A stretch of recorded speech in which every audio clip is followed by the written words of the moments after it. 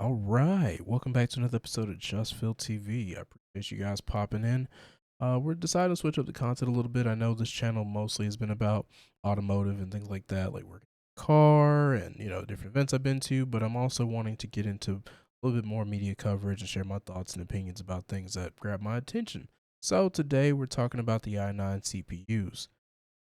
As the article follows, it says Intel's recent Core i9 CPUs are facing some dire issues, at least according to a new report from ZDNet Korea. Speaking with the outlet, an anonymous source in Korea responsible for customer service on Intel CPUs says that customers are returning more than 10 of Intel's 13th gen and 14th gen Core i9 CPUs daily, largely hailed as some of the best gaming processors you can buy. See, that already is something of concern. I mean, as many of you know, I'm sure if you're in the PC gaming space, these processors are not cheap. So having to not only go back and return them after spending hundreds of dollars, not to mention the tedious process of actually removing the CPU and having to go and send it back or return it back to where you bought it from, like it's annoying. Like I personally, you know, I don't want to be bothered with tearing apart my PC to have to go take out the processor for something as fickle as a game not working, but I'm sure there's a good reason as to why that is as they get into it. It says the problem centers around Tekken 8, at least in Korea.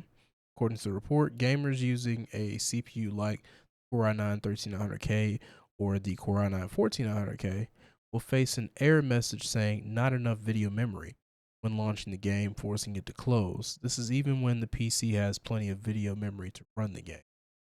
And yeah, if you think about it, if they're trying to run a game like this, most people have a dedicated graphics card of some sort. It doesn't have to necessarily be the most high end, but I mean, even in my retired server, a 1070 with a 4770, I'm pretty sure that could even attempt to run the game. Granted, it may not be the prettiest, but I mean, at least it'll work. So the fact that people are having to go through this is pretty, pretty concerning.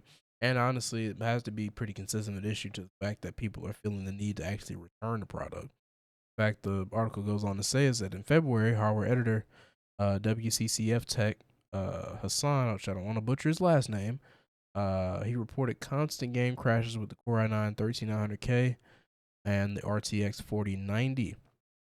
Says recent customer reviews of the 14900K raised similar problems with buyers citing crashes in games after a few months of owning the CPU. See, and that's my whole thing about buying newer hardware. I mean, yes, you buy a product, you expect it to work, simple as that. And they say, "Oh, well, it's PC gaming. You should be willing to troubleshoot and things like that." I mean, yes, sure, within a certain measure, especially when you're getting into things like, you know, running mod software for different games. And I'm not talking about hacking. I'm talking about like modifying games for, whatever purpose you may be doing for content, whatever the case may be, just to enjoy it or just, playing games, period. Like the fact that this is happening more and more consistently is like, is this a manufacturing problem? Is it something on Intel? Is it a Windows issue? Or is it is it a game engine problem? Because as they go on to mention, it says that let's see here.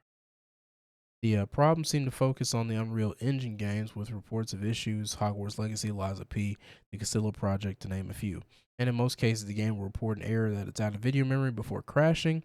In the worst cases, the crash will cause a blue screen on Windows, forcing your PC to restart, which is terrible because, mind you, the average person's probably not going to bother with it, but you can do a log dump to at least get an idea of what happened, but it shouldn't be causing blue screens in the first place. Like, it makes me wonder is like, does the game engine need to be updated for the new hardware? Is there a driver communication problem? Like, there's so many different factors into it, but the fact that it's coming down to the hardware is really, really concerning, which is why I personally, I mean, granted, I have a pretty decent system, like I mentioned earlier. Like, I don't feel the need to upgrade anytime soon or have to feel like to have a competitive edge or to feel like I'm getting the best quality for the money that I need to upgrade my hardware constantly as they're pumping it out.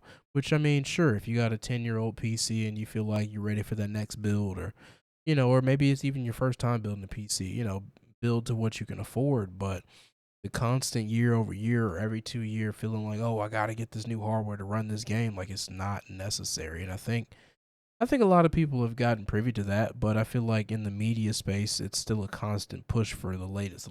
Which I mean, yeah, sure, a lot of these people are sponsored. They're, that's their marketing strategy. That's fine, what have you. But just to the consumer standpoint, I feel like it's better to, maybe wait or maybe just go back a year or two in the hardware because it's still usable technology. It doesn't, software doesn't change that often. And I'm talking about just in your average consumer space. I'm not talking about commercial because that's a whole other thing.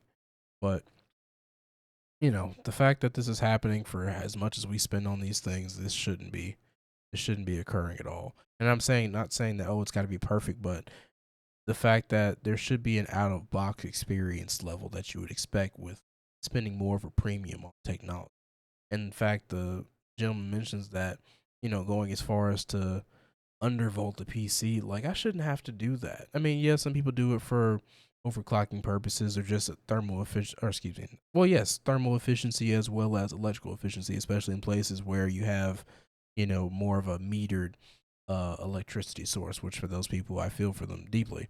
I wish them the best in that regard, and I hope they get the efficiency that they're looking for. But otherwise, here in the states, yeah, where it's not as much of an issue, mind you, we have our own energy crisis and problems, but that's politics. We'll discuss that some other time.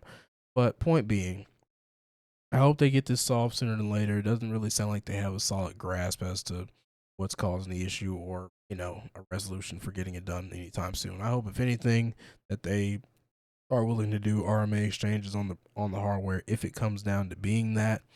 Like I know there's been a lot of issues with different board vendors as they mentioned because they mentioned that part of potentially being the issue. Personally, I regret buying a gigabyte board. I really wish I would have stuck with Asus. Every PC I've built has always been an Asus board.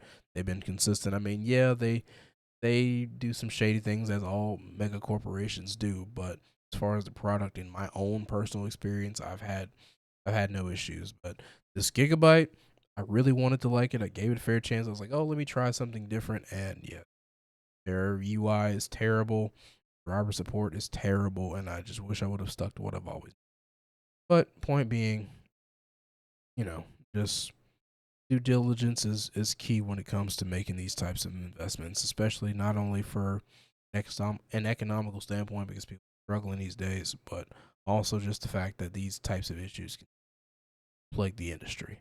But that's my thoughts on that, and I appreciate you guys for watching.